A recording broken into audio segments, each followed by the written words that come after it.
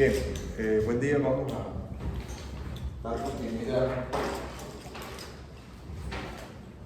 La última clase yo repasé acá lo que tiene que ver con el modelo clásico y hoy vamos a precisar el modelo keynesiano.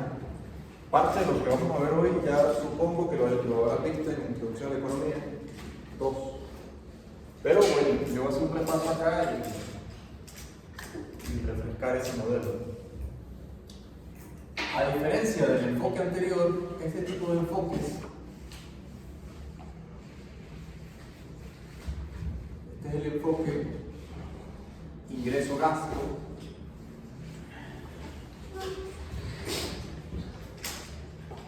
A diferencia del otro que lo llamamos enfoque ahorro o inversión, este es ingreso-gasto, un modelo contrapuesto al otro en el sentido que vamos a ver a continuación. El modelo parte de la demanda agregada es igual al consumo más la inversión más el gasto público más las exportaciones netas. De nuevo, por ahora vamos a suponer que el gasto y las exportaciones netas son cero, porque no nos vamos a meter todavía con eso. Y el modelo hace un supuesto, supone que en el equilibrio el ingreso es igual a la demanda agregada, es decir, que la producción de la economía se iguala a lo que se demanda de esa economía. Ahora, de alguna manera el enfoque lo que busca es, a través de la demanda, explicar o determinar el ingreso. Es decir, que el gasto también determina el ingreso, y eso fue un cambio importante en la macroeconomía y en la manera de ver la macroeconomía, porque si ustedes recuerdan, en el enfoque clásico la producción no viene determinada por la demanda agregada, la producción viene determinada por los factores productivos y la productividad del trabajo, por supuesto el capital y los avances tecnológicos o conocimientos, digamos, que dan productividad al proceso de producción.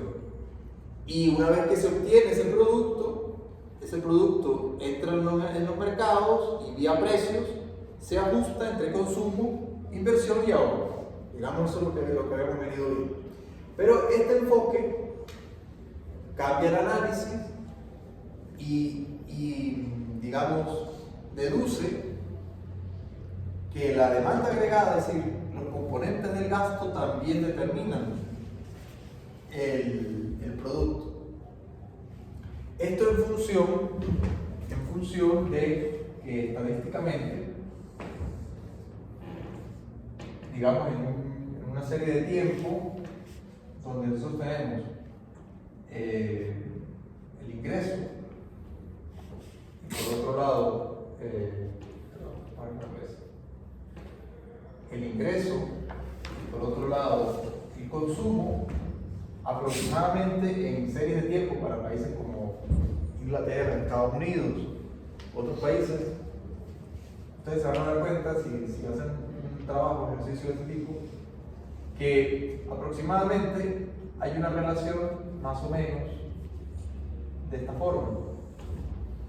¿Ok? Más o menos hay una relación de esa manera, que digamos sería el hecho de que el consumo en función del ingreso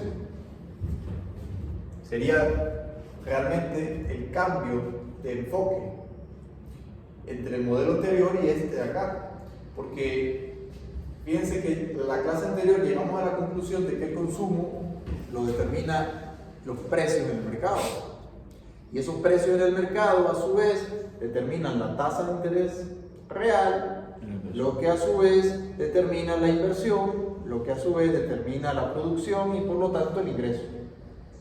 Correcto, aquí el enfoque es al revés. Digamos, por otras vías, el ingreso va a influir en el consumo. Si ustedes lo piensan desde un punto de vista intuitivo, ambas ideas parecen tener lógica, ¿sí? Pues evidentemente, mientras más ingreso tengo, más consumo. Eso parece tener lógica. Pero lo que veíamos en el apartado anterior, en el modelo anterior, también tiene lógica. Cuando los precios son más altos se consume menos, cuando los precios son más bajos se consume más. Entonces digamos que ambos modelos tienen, en principio tienen lógica.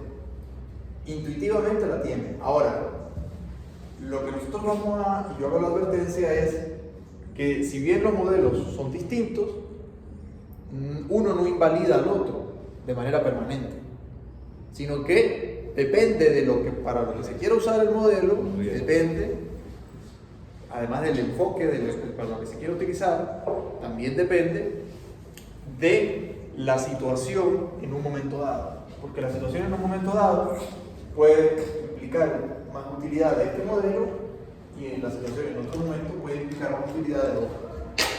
Ahora, partiendo de aquí, de esta situación de equilibrio, ¿verdad?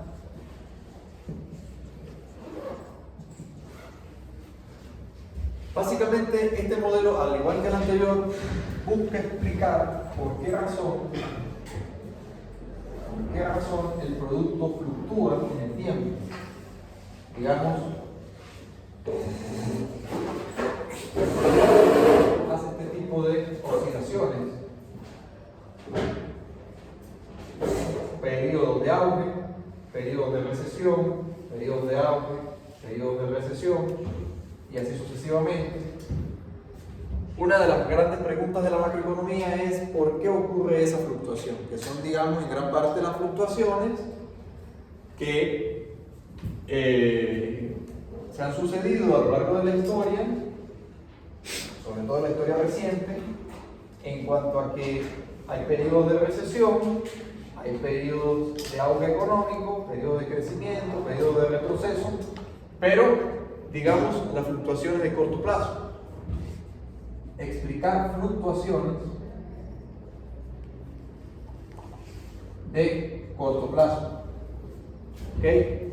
Estos modelos no buscan explicar por qué la economía crece a largo plazo o por qué la economía decrece a largo plazo, si bien, obviamente, un modelo sucedido en el tiempo, pues, te va a llevar a una situación o te va a llevar a otra situación. De alguna manera yo teóricamente escribo esto como que siempre estuviera creciendo el PIB, pero no tiene por qué ser así. Obviamente, ya lo he dicho en clase, el PIB puede crecer y el caso es que Venezuela ha sido de la experiencia de los últimos 15, 10 años. Ahora, explicar aquello entonces implica momentos en los que esta igualdad se rompe. El ingreso y la demanda agregada ya no son iguales, es decir, ya no están en equilibrio. Sería el caso cuando hay las caídas o subidas dentro de lo que es la economía. Ahora bien, esto de acá, ya nosotros lo hemos visto, pero el modelo, los enfoques ingreso-gasto lo que hacen es, como ya decía, verlo desde otro punto de vista. Y lo que hace es que la demanda agregada, sus componentes, ahora los va a diseccionar de otra manera y el consumo, ¿verdad? Este modelo, para que se entienda, vamos a darle nombre al modelo, obviamente es el modelo keynesiano.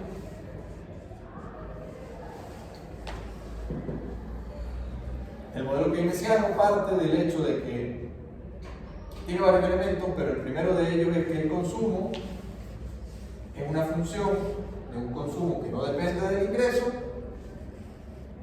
más una porción, digamos un seminúscula,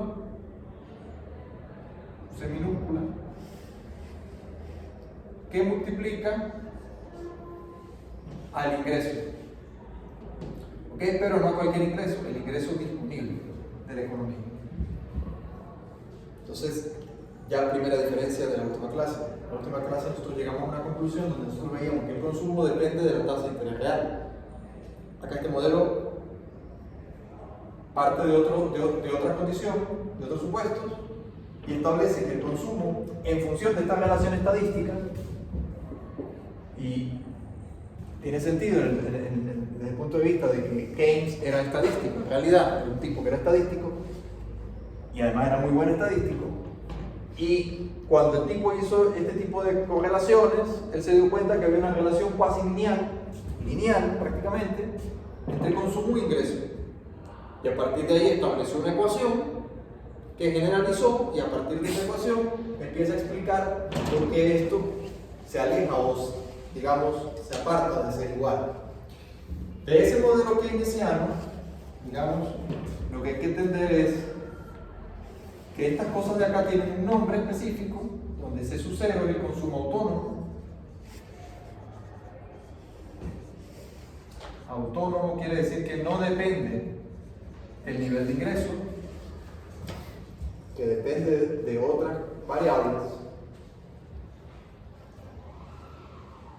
La C minúscula tiene un nombre también, que es la propensión marginal al consumo. ¿Ok? Propensión marginal al consumo. Y el ingreso disponible va a ser igual al ingreso menos los impuestos más las transferencias o subsidios de la economía, donde a su vez estos impuestos de acá, ellos se dividen en impuestos de suma fija o tasas fijas y impuestos que también dependen del nivel de ingreso. Digamos, el impuesto sobre la renta, este T minúscula de aquí, vamos a poner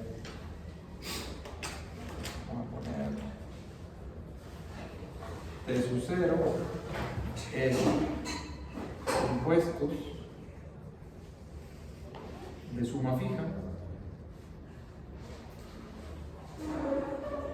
y este T minúscula de acá sería básicamente el impuesto sobre la renta, porque precisamente es el que grava, es un porcentaje que grava el ingreso de la economía. ¿Okay? Lo cual es lógico, porque para poder consumir se necesita el ingreso una vez reducidos los impuestos, pero también sumados las transferencias,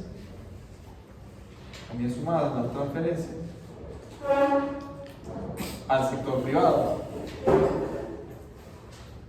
digamos, transferencias o subsidios directos.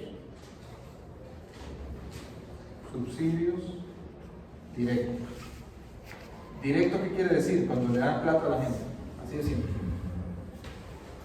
Subsidios directos, o bien a los hogares para consumo, o bien a las empresas para inversión.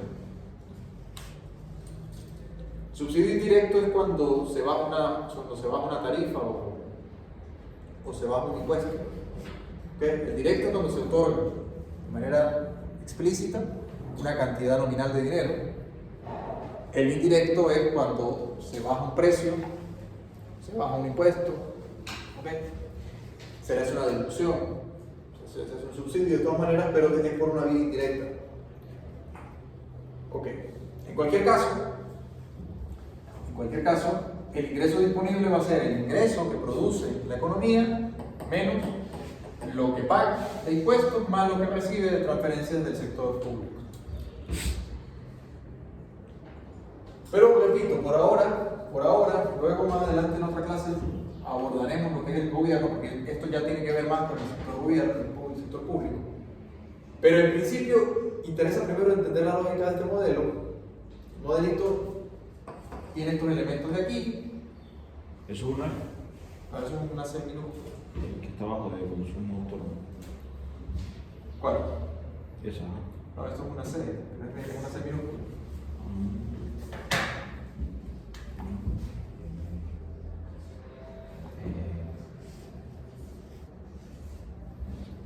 una C minúscula. En algunos libros lo ponen como C minúscula, en otros libros lo ponen como un alfa o beta, es decir, alguna letra minúscula que acompaña al ingreso disponible que representa la propensión marginal al consumo. ¿Y qué representa esa propensión marginal al consumo? Algo muy importante. Lo que va a representar es una medida de qué cantidad, qué proporción del ingreso se destina a consumo y qué proporción del ingreso se destina implícitamente, me está diciendo también, a la obra. Vamos a suponer que este C minúscula de aquí sea 0.8. Importante aclarar que este es un numerito que va a estar entre 0 y 1. Sí, él va a oscilar entre 0 y 1. Vamos a poner la C.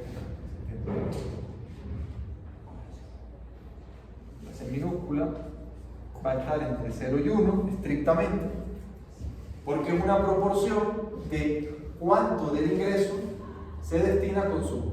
Entonces, digamos, si el ingreso aumenta, de esta manera se entiende la proporción. Si el ingreso aumenta una unidad y la propensión marginal de consumo es 0.8, lo que estamos diciendo es que el 80% del ingreso se destina a consumo. Si es 0.7, el 70%, si es 0.5, el 50% y así sucesivamente. ¿Ok? Esta proporción marginal al consumo. Ahora bien,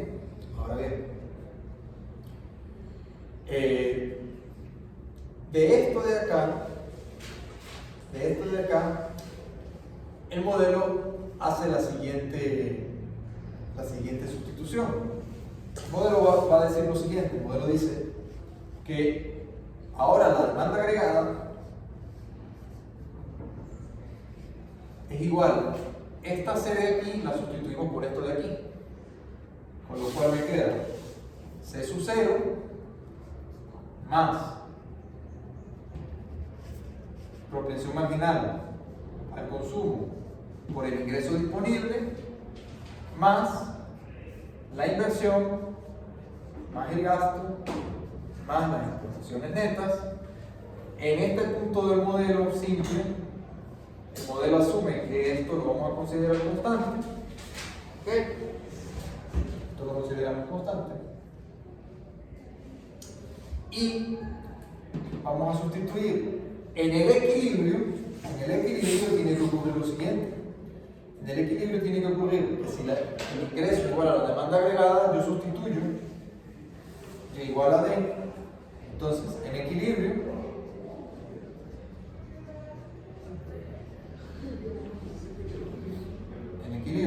vamos a tener que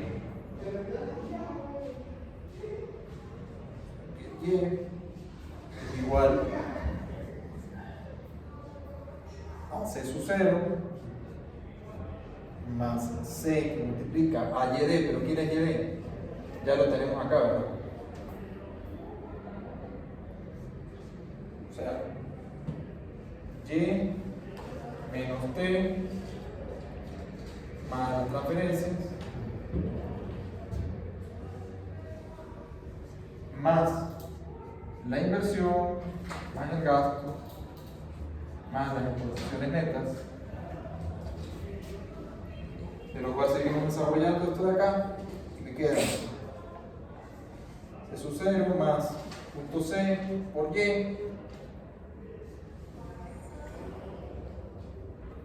menos C por T más C por T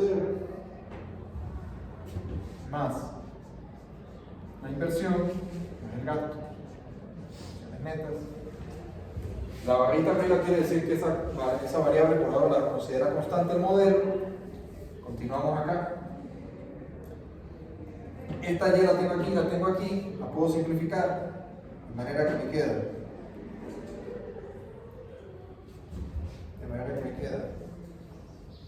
Y menos CY igual a C sub 0 menos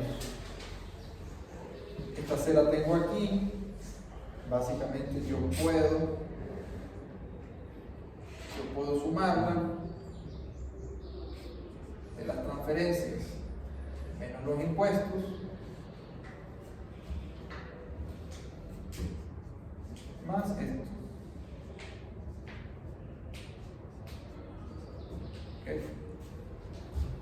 Y de esto de aquí yo simplifico y me queda, sacando el factor común, que y es igual a 1 sobre 1 menos c.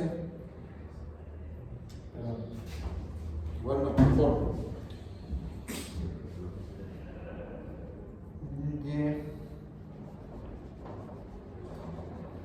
Bueno, en realidad sí es eso, pero me estoy adelantando.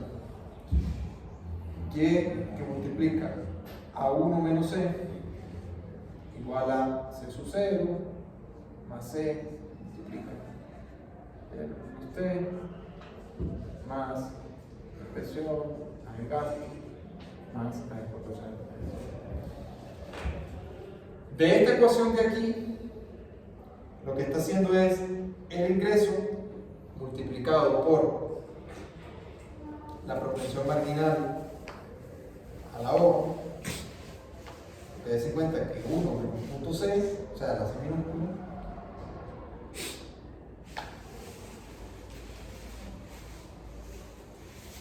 dense en cuenta que, al igual que lo decíamos en la última clase, la parte del ingreso que no se consume se ahorra. Por lo tanto, 1 menos C tiene que ser la propensión marginal a la O.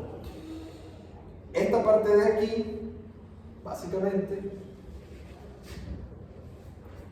continuar acá. Básicamente te va a quedar que Y va a ser igual a 1 sobre 1 menos c, que a su vez todo esto va a multiplicar a todo esto de acá, que básicamente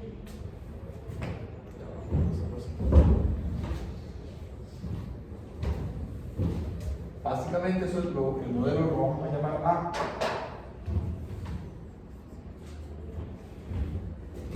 Es decir, toda esta parte de acá. Toda esta parte de acá. ¿Ok? Bueno, de acá no. Desde acá. Toda esta parte de acá. ¿Por qué? Porque el consumo autónomo no depende del ingreso. Las transferencias o subsidios, en principio, no dependen del ingreso. Los impuestos, si bien sí dependen del ingreso, por ahora, en el modelo más simple, vamos a suponer que esto también es constante, esta es constante, esta es constante, esta es constante, por lo tanto, si todas ellas son conocidas o valores conocidos, yo puedo agruparlo en una sola suma y decir que eso es A. Y a partir de allí, llamar que esa A es algo que se llama gasto autónomo.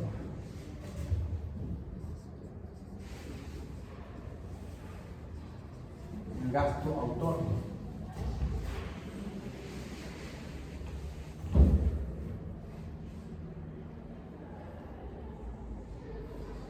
Esto de aquí es la proporción que se destina del ingreso al consumo. Ahora bien, fíjense ustedes lo siguiente.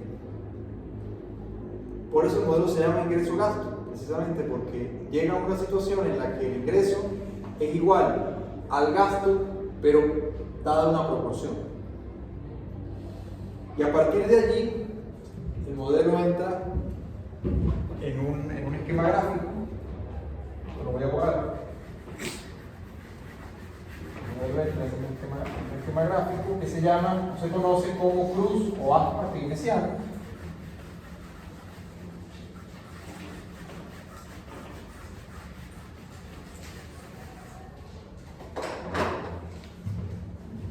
De esto de aquí se sigue o se deriva una cuestión que se llama aspa keynesiana.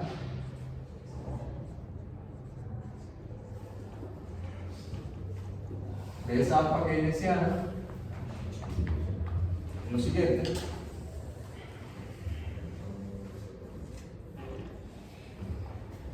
Decíamos que en equilibrio, el ingreso tiene que ser igual a la demanda agregada. Si eso es cierto, matemáticamente, cuando tú tienes que una variable igual a otra, ¿cómo se grafica eso? Si yo tengo que y igual a x, ¿cómo grafico eso?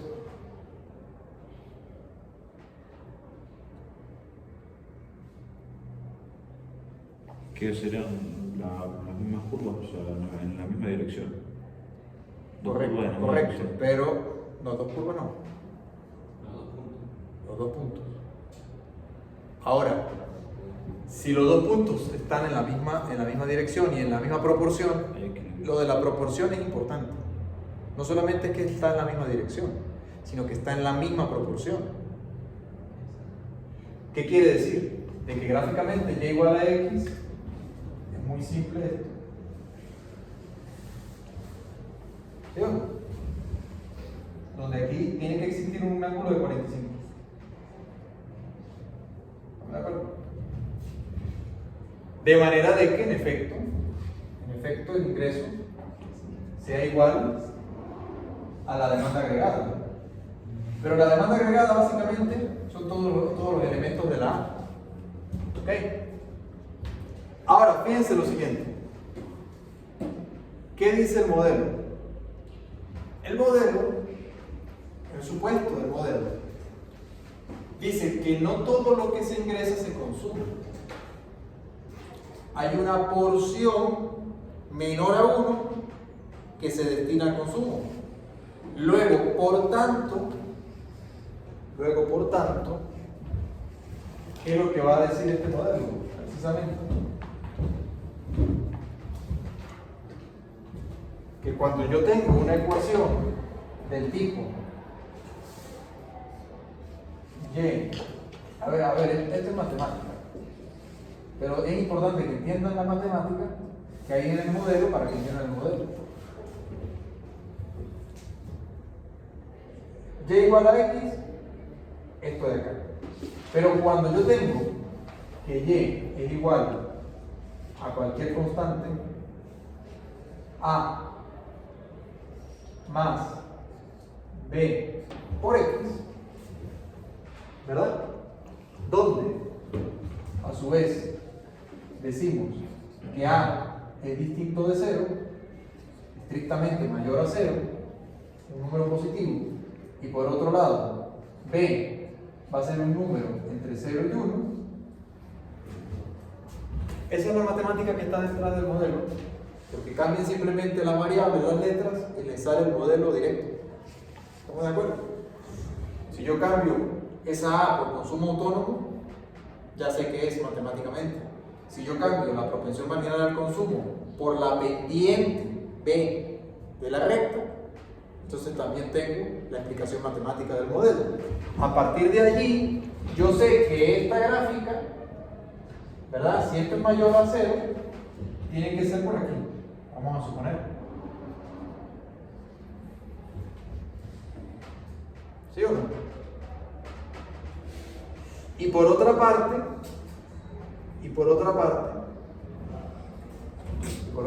si esto de aquí es distinto a 1, o sea, es menor a 1, la pendiente no va a ser de 45, la pendiente va a ser más plana.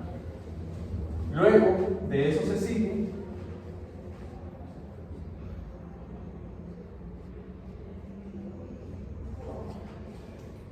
que este de aquí es algo que Keynes llamaba el gasto planeado,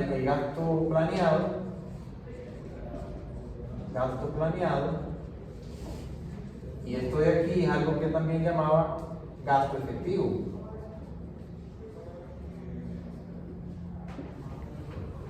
O sea, en otras palabras, el el modelo dice, por lo que decía Keynes, que este gasto planeado de aquí coincide con la fase del modelo clásico, cuando el PIB potencial es igual al PIB real, es decir, cuando la economía está en su frontera de posibilidades de producción, o sea, cuando la economía está a toda máquina, vamos a llamarlo así. Sin embargo, él también decía, o trataba de explicar las fluctuaciones que yo había dibujado antes aquí, a partir de que, según él, y según los keynesianos y el modelo keynesiano, no todo lo que se planea es efectivo. Hay una parte que no se gasta, y por lo tanto, como no se gasta, va a haber un punto específico, una situación particular en la que coincida, va a haber un punto particular en la que coincida, ¿verdad? En la que coincida un ingreso de equilibrio con un gasto de equilibrio. ¿Ok? Gasto de equilibrio. Es importante entender que en esta están incorporados el consumo, la inversión, el gasto público y las exportaciones netas. ¿Ok? Entonces, otra cosa que este modelo explicaba o trataba de explicar, el hecho de que pueden haber equilibrios con desempleo. ¿Por qué? Porque si el gasto efectivo en un momento en el tiempo era este, ok, digamos,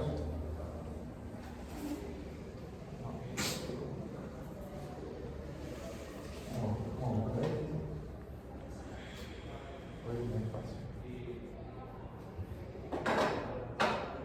Ya ustedes saben que este es el gasto planeado. Esto también no lo necesito.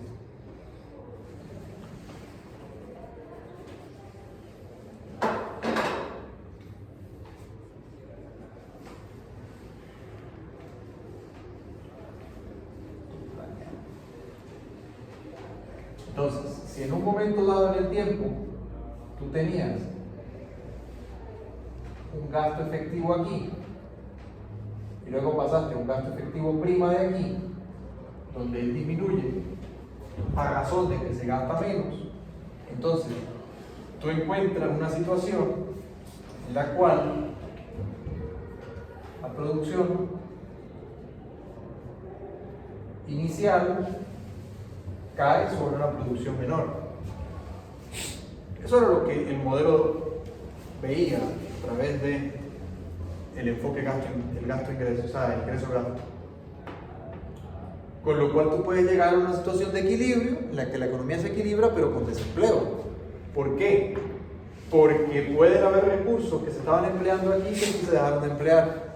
Ahora, consecuentemente, como el modelo hace ese diagnóstico, una implicación directa del modelo, y por eso es que yo les digo que con el modelo hay que tener cuidado, porque una implicación directa del modelo, y de hecho es la recomendación que hace Keynes, es aumentar el consumo, aumentar la inversión o aumentar el gasto público, cualquier elemento que forme parte de la demanda agregada,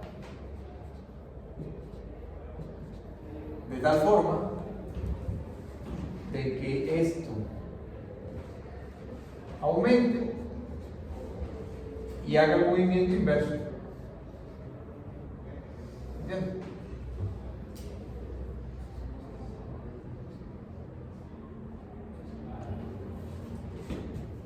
¿Entiendes la idea?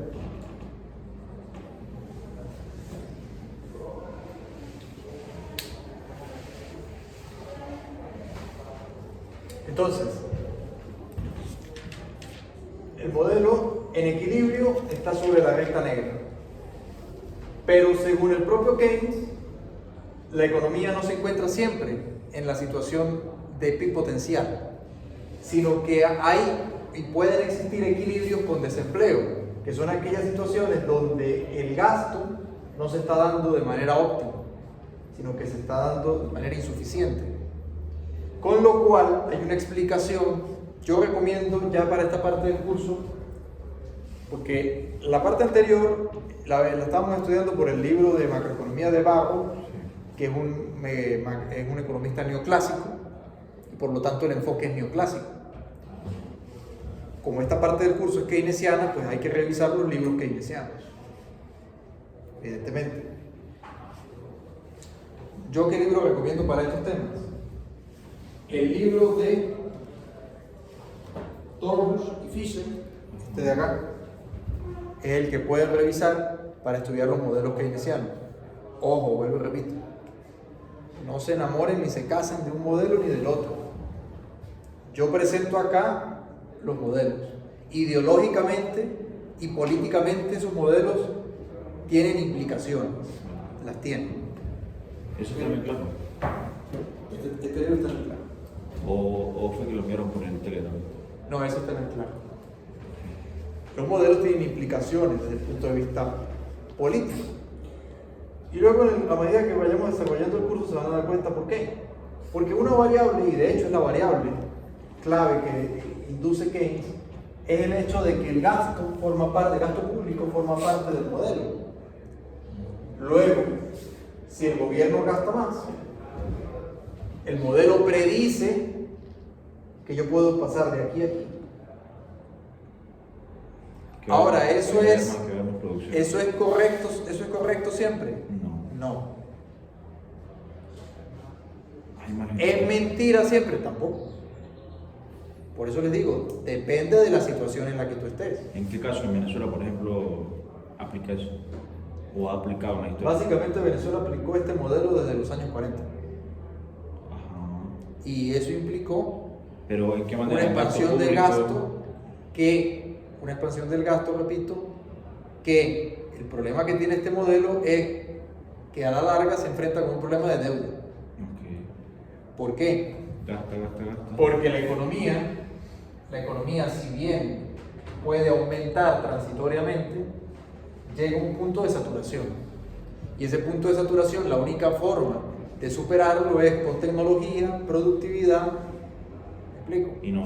Innovación y aumento de capital.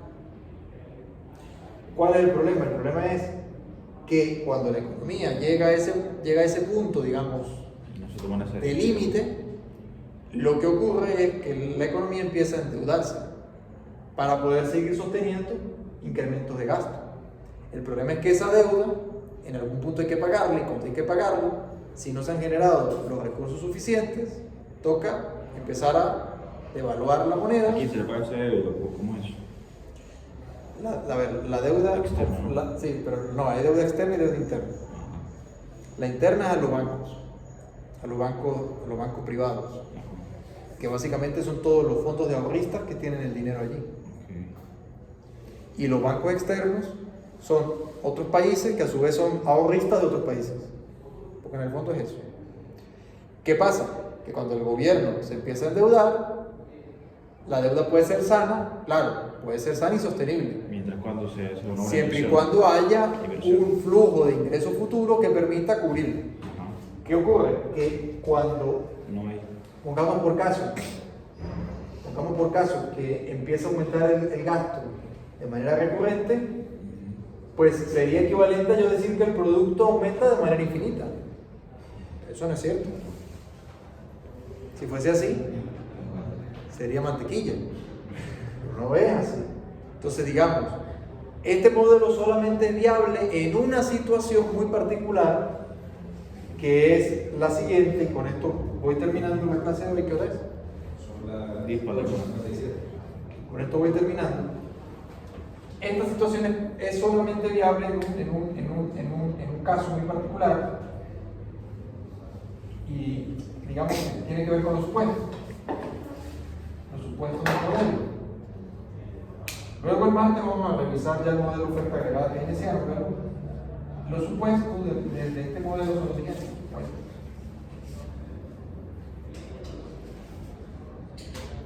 Precios constantes,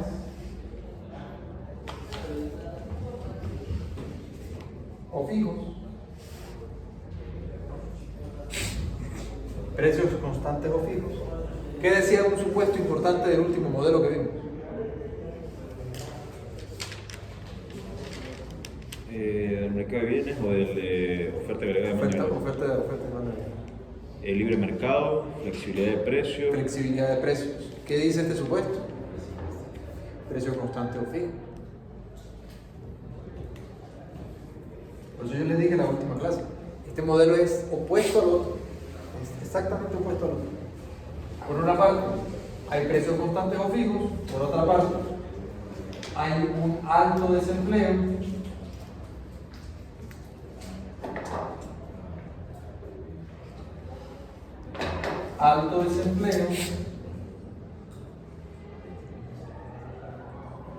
de recursos, sobre todo de trabajo.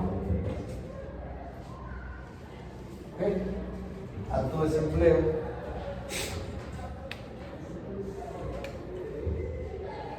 Y PIB menor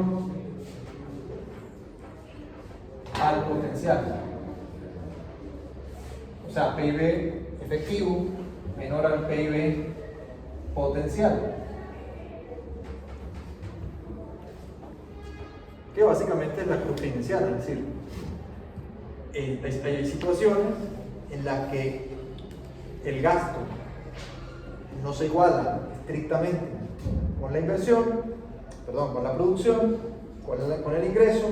Eso quiere decir que el ingreso, hay parte de ese ingreso que queda ocioso, por lo tanto, como queda ocioso, hay desempleo de recursos que inciden en que hay un PIB menor al PIB potencial. Ahora, tiene que suceder, estos son los tres supuestos más importantes. No vale con que se cumpla un supuesto y alguno de los otros no. Todos tienen que cumplirse para que el modelo se pueda aplicar o tenga sentido. Si no, no tiene sentido. ¿Y por qué? Porque básicamente en el modelo de oferta y demanda agregada, oferta agregada y demanda agregada, si yo estoy diciendo que los precios son fijos, sería el hecho de decir de que el nivel de precios, por este lado del producto, yo voy a tener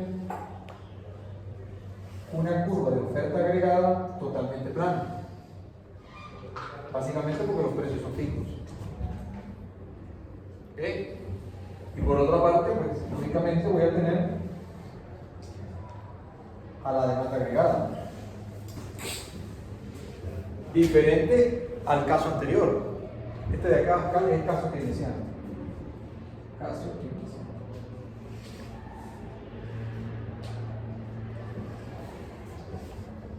Básicamente en un país o en una economía donde los precios siempre están al alza, o sea, donde hay inflación, el modelo no tiene sentido. Con inflación el modelo deja de tener sentido. La única forma que el modelo tenga sentido es en una situación particular donde los precios sean fijos. Pero en realidad es muy difícil que eso ocurra en la práctica. Porque, díganme ustedes, ¿en qué lugar del mundo los precios son fijos? Puede ser una situación muy puntual en un momento muy puntual, pero no va a ocurrir de manera recurrente. ¿Por qué? Porque ¿qué implica? Que aumentar la demanda agregada, o sea, lo que yo estoy haciendo en la flecha azul, pasar de aquí a acá, es el equivalente a desplazarse y aumente la demanda agregada de aquí a acá, de aquí para acá.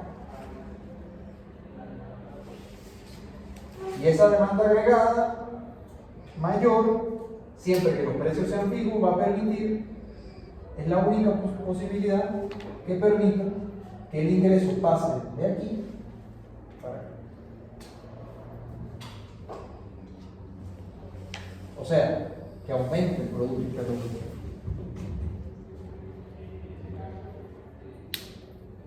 ¿Preguntas? ¿Dudas?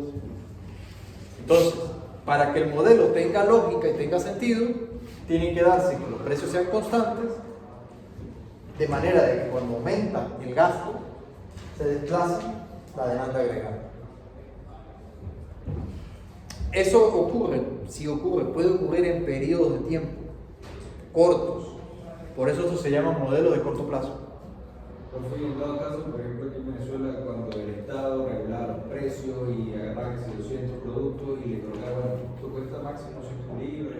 Que precisamente lo que estaban buscando era de una manera violenta hacer cumplir este supuesto Para seguir gastando. para poder gastar y poder seguir pretendiendo aumentar la producción o el ingreso de la economía. Evidentemente el modelo falló. No, porque no pueden obligar a alguien que no Exactamente, el modelo falló y de hecho ahí viene la crítica a los modelos keynesianos desde un punto de vista no solamente técnico, sino desde un punto de vista también práctico y lógico, de decir, oye, ¿cómo haces tú que hay un problema de que entonces tú tienes que, para poder hacer cumplir este supuesto, imponer violencia. De hecho, y aparte de eso no funciona. De hecho, el propio libro de Keynes, que ustedes deben saber, que se llama Teoría General de la Ocupación, el Interés y el Dinero, ese libro, o como lo llamó Milley, la basura general, ese libro, al margen del chiste de Milley, ese libro lo dice en el libro, el propio Keynes lo escribió, de que el modelo es más aplicable y en mejores condiciones con un régimen totalitario. Claro, tiene sentido, porque si tú tienes un régimen que pueda fijar esto, como Kim Jong-un, puedes controlar la economía como desde una mesa de comandos, aumentando gasto público, bajando tasa de interés, etcétera, etcétera. Porque básicamente el modelo llevado al extremo, repito, llevado al extremo, es un modelo que no sigue la lógica del mercado, llevado al extremo. La próxima semana vamos a ver la síntesis neoclásica. ¿Qué fue la síntesis neoclásica? Había un estudiante o un grupo de estudiantes de Keynes, que luego seguidores llamados keynesianos, entre esos John Hicks. John Hicks, conocedor de toda la teoría económica que hemos visto nosotros también hasta ahora, de los enfoques de ahorro-inversión, la relación de la tasa de interés con la relación de los cambios en los precios, producto de aumentos de demanda, aumentos de oferta, etcétera, etcétera, el funcionamiento del mercado. Cuando Hicks, que era un seguidor, estudiante de Keynes, estudia el modelo de Keynes, se da cuenta o empieza a investigar de qué manera puede unir las ideas anteriores con las ideas de Keynes y de esa manera hacer viable el modelo para una economía liberal de mercado, como la británica. Este modelo era más aplicable, por ejemplo, por la Alemania nazi que por la Inglaterra de Churchill. ¿Por qué? Porque la Alemania nazi tenía un régimen férreo y fuerte donde no había fluctuación de los mercados, sino había una determinación de la producción desde el Estado a través de los diferentes elementos que conforman el Estado. O sea, básicamente fascismo. Esto tiene que ver más con la teoría política. Podemos decir que el modelo es fascista. Lo dejo a interpretación. Pero lo que quiero llamar la atención es de que para que luego esto pudiera ser aplicable en Inglaterra, el señor Hicks agarró el modelo y lo transformó un poco. Y es lo que vamos a ver la próxima semana. ¿Okay? De todas maneras, la próxima semana voy a hacer otras consideraciones de nuevo sobre el modelo keynesiano.